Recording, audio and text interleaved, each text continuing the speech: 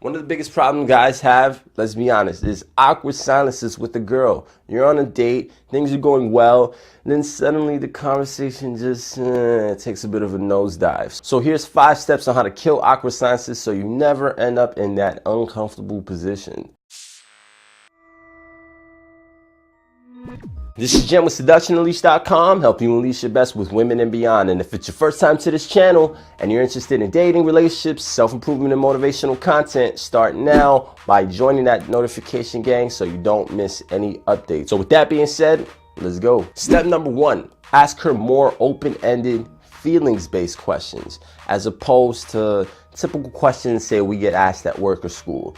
Someone says, how's the weather? You know, there's only a certain amount of answers you can really say.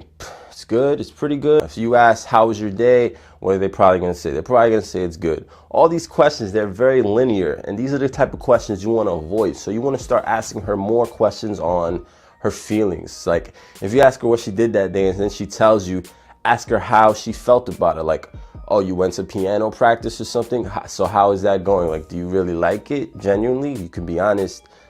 Those kind of questions are way better, and those kind of questions will naturally get her to unravel so you don't have to deal with awkward silences. Number 2, don't overthink conversation topics. Now, you should try to focus on things involving, your passions, your interests, your deeper stories, your backgrounds, embarrassing stories, all types of important topics. But when you're actually in the moment, I don't want you to feel like you need to be fucking Moses parting the Red Sea. Like, if you're in that moment and you see something funny or whatever the case is, or you just think of something, mention it, talk about it. It could be the littlest things, and you'll actually find that the little things actually lead to the bigger things and to more funner, just open conversations. So don't hold back. If you just notice something and you think, maybe this isn't the smoothest or, purposeful thing to say, just say it, and naturally your personality will shine through. Number 3, comment on things around you. This is one of the easiest things.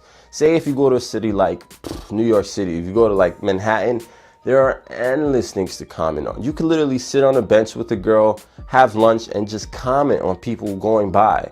Like, for example, here's a quick game. There's a game basically called like Fuck, Marry, Kill, where you point out 3 people and the person has to decide whether they fuck, marry, or kill whichever one. Or maybe you can just look at people going by and just make up funny stories about what you think their background origins are. Now, I'm not saying talk shit about random unsuspecting strangers. I'm just saying comment on things around you.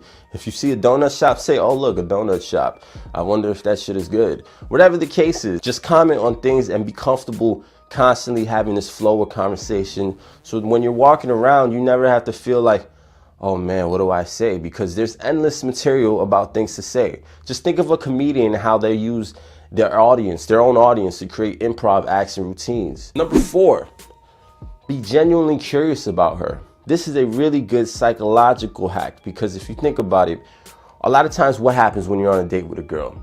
You want to impress her, or you want this shit to go well. So that kind of puts you into the mindset of, trying to perform or trying to think of something that you think is smooth or effective. The only issue with this is that you kind of get into this mode where you're not really thinking of what she says, but you're thinking of how you're going to reply to it. Like, you ask her something, she says something, and the first thing you're thinking is, oh man, what am I going to say to that? Like, or what smooth thing do I have to say to that? When actually, if you're just genuinely curious about her, it'll naturally come about. If she says she just went to, violin practice or something like that, and you're actually curious about the girl, it'll naturally come to you. You won't even have to think about it. You'll just say, oh, really? You do violin?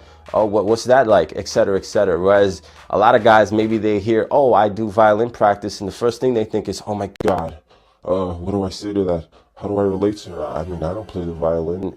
All this type of shit, instead of just continuing and actually being curious about her, and that will naturally lead the conversation. Number 5, this is like a emergency break the glass type of thing. This is if you just totally dead and you're like, fuck it, I just need a quick little X factor.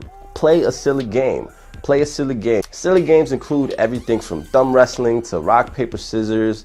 Just think of little childhood games that are really fun. What we find is that, even though we're adults, we're really just like grown-up kids. Like, those same board games are still fun today as they would be in our childhood. And when you could take a pretty girl who's so used to people kissing up to her and treating her a certain way, and you just give her that moment to just make her feel like a little girl again, that will help you leaps and bounds into just not being seen as every other guy. So if you dig this kick-ass video and you want to see more kick-ass advice on dating, relationships, self-improvement, and motivational content, start now by clicking that subscribe and bell notification so you join that notification gang. And remember, until next time, unleash your best, and confidence is bred like competence.